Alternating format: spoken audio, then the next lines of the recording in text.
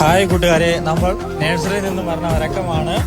വീട്ടിലെത്തിയതിനു ശേഷം ചായയും ബിസ്ക്കറ്റും ഒക്കെ കഴിച്ചു.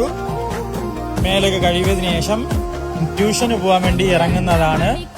അതിൽ മോൾ എൻ്റെ അനിയത്തിയുടെ കൊച്ചാണ്. അവരെ ബേക്കിൽ തന്നെ ഞാനും അമ്പലത്തിലേക്ക് ഇറങ്ങി. തെരളിക്കുള്ള ശർക്കരപ്പാവും കാച്ചി തേങ്ങയൊക്കെ ചിരിക്കിയതിനു ശേഷം അടുപ്പിൽ നമ്മൾ പായസത്തിനുള്ള അരി അടുപ്പിലാക്കി.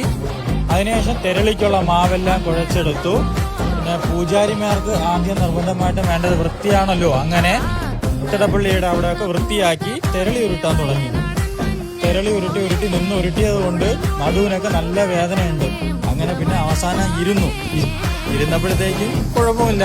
നമ്മളെ പൂജാരിമാർക്ക് മാത്രമല്ല, എല്ലാ പണിക്കും അതിൻ്റെതായ ബുദ്ധിമുട്ടുകളുണ്ട്. ഇച്ചിരി നമുക്ക് കൂടി ബുദ്ധിമുട്ട് കൂടുതലാണ്. പിന്നെ അങ്ങനെ വൃശ്ചികത്തിലുള്ള ഭജനയൊക്കെ കഴിഞ്ഞപ്പോഴത്തേക്കും തന്നെ ദീപാരാധന എല്ലാം കഴിഞ്ഞു. അത്താഴ പൂജയ്ക്കുള്ള പായസങ്ങളെല്ലാം റെഡിയായി. അപ്പോൾ അടുത്ത വീഡിയോ കാണാം.